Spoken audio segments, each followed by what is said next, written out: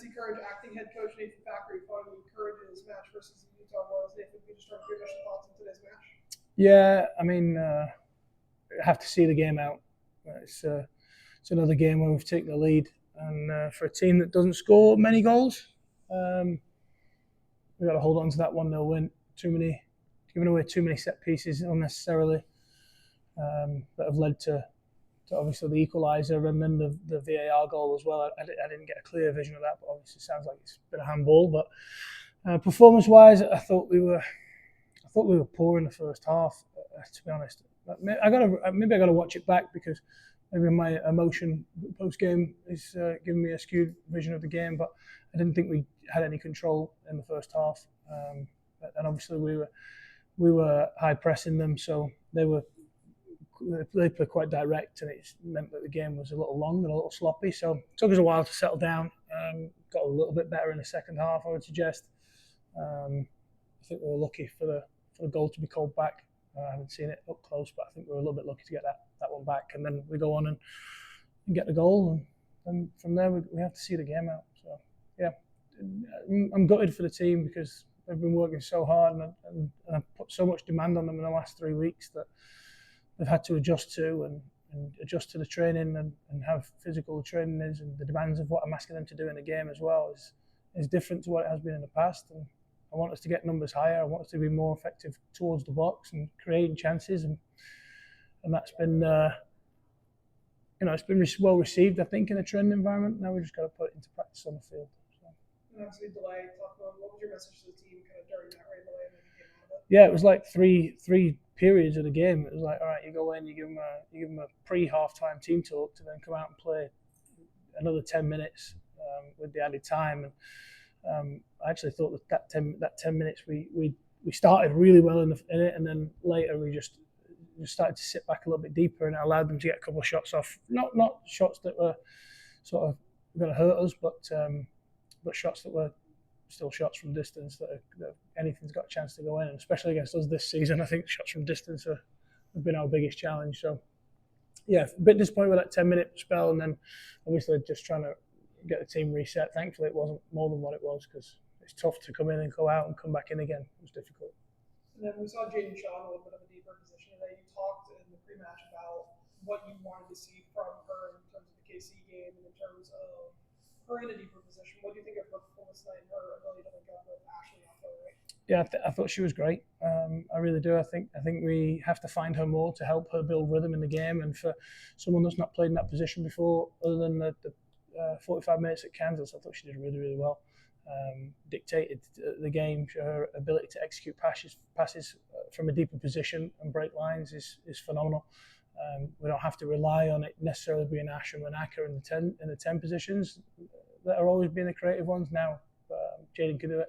She has that range to be able to switch the point of attack, and she can do it at tempo as well, which is great. So yeah, really, really happy for her. I'm glad she stepped up to take the penalty. She was not supposed to be the penalty taker in that moment, but obviously Manaka was hurt, so she stepped up and took it. And I think the last one she took was against Portland away, and she missed it. So in that 88th minute, 89th minute, whatever it was, to step up and be brave enough to put the ball on the goal, had me a little bit scared when it hit the underside of the crossbar. But yeah, I'm happy for it. It was a good performance. Rock solid. So we have other questions.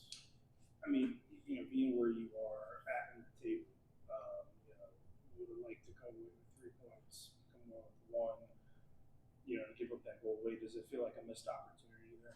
Absolutely. Yeah, I've just told the team we got to see that game out, and when we don't perform really, really well, and you get late in the game, and you just have to see those moments out. So yeah, it's going to be a tough pill to swallow. The team will feel that as well. There's still a lot of good things that are happening in the game, and I tried to reiterate that it's not all bad. There's not all bad things. It's a little chaotic in times, just because we're getting used to a different style of play a little bit.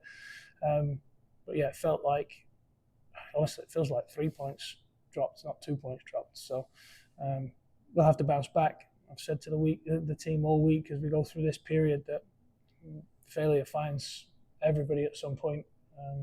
We're going through that patch now, but it's important that they know it's not way starting from scratch. We start with experience.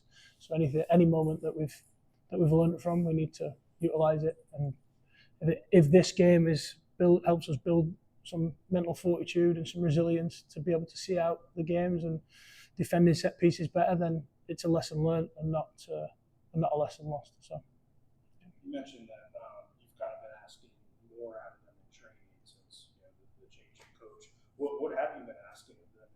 Have they been meeting your expectations? Yeah, it's been a higher physical load. I want every day in training to be harder than the game. So when they step into the field of the game, they can go non-stop.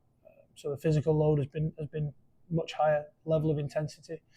A lot of attacking actions, a lot of aggressive actions towards the goal, which you can see we're getting better at. We're creating more opportunities. We're just not putting them away, which is also an issue. But those have been the biggest demands on them. But some new terminology as well that sort of aligns with my idea of playing and I think where the club want to go. So yeah, it's been not just physical but mental adaptation for them. Yeah, sure. But they're dealing with it well. Yeah. Were you happy with the performance of the goalkeeper filling in? Yeah. Dealing with the rain delays and having to deal with the field conditions. Yeah, I mean, I thought Marissa was excellent. I mean, come up in some big moments. She struggled in the build-up in the first half because as we were trying to adapt to their man-to-man press from our goal kicks.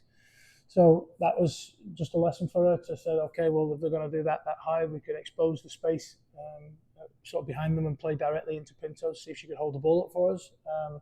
But I thought overall, for a first NWSL League game, come up with some big moments, some big saves. I actually think she made a couple. Well, no, I think the referee ended up giving it a corner, but there was a save in the first half that I thought was exceptional, and he gave a goal kick, and then they agreed to give a corner eventually. But yeah, really happy for her. Field conditions were fine, no problem. How about the fans? I mean, it seemed like they were just as loud before there was delay when there were people there, and then there's just less people after the delay. Yeah, I mean, listen, anyone that comes here is appreciated, but the ones that stayed after the rain delay, it's really appreciated.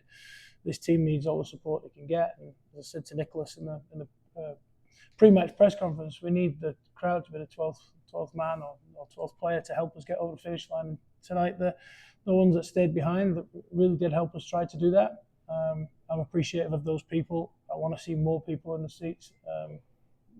Rain or sunshine, doesn't matter. If you're a North Carolina Courage fan, you should be sitting in the seats and supporting the team. So my hope is that they keep coming back and they bring more and more so that we can keep growing the fan base. Just one question. It looked like a really interesting substitution pattern at halftime. Spencer and Stouty came in. I assume that helps Williams maybe have some opportunities to play forward a little bit. Yeah. I'm curious about your thoughts on how the personnel coming in the second half. Yeah, it was. We'd wanted Tyler to rotate up, and Tyler was doing fine. I just felt like we weren't having enough control of the ball. So the option to bring in two players that might have a little more quality in possession, different types of players, and that would have allowed Ryan to just extend a little bit more for us. It's tough to change players at halftime, and they'll never understand why. The players might think it's personal, but it's not. It was a tactical change.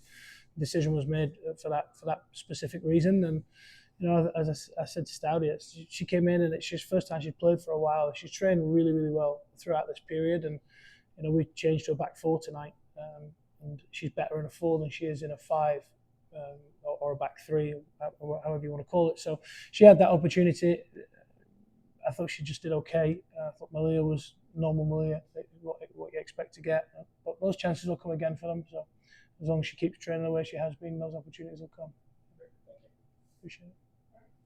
Okay. I have one more. Yeah. You've been with the club for a long time. KK's been here since 2018. Tonight breaks the record for consecutive games played.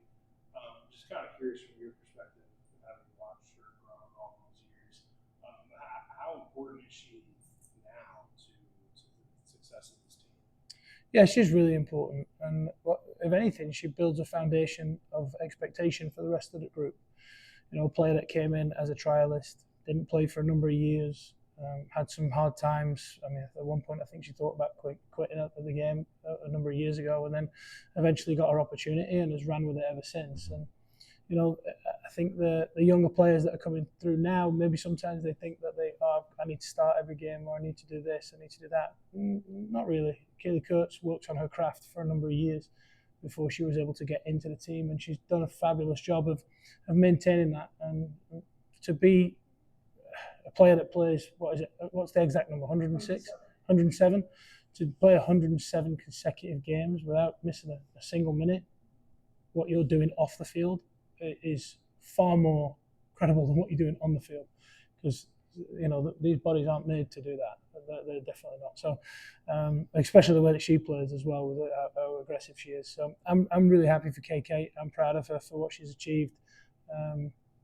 Now that runs over, I can start to sit on the bench a little bit more, sober off at half time. But I'm just joking. One more question. How about Meredith Specker, 100th NWSL team? What do you think about that? Yeah, and another one that's been around for a long time. I'm happy for Matt. She's been a great part of the North Carolina Courage for a number of years now. So to get 100 games, it's no mean feat. So she's done really well. She's a great person in the group. So I'm happy for her. Yeah. Appreciate it. Thank you.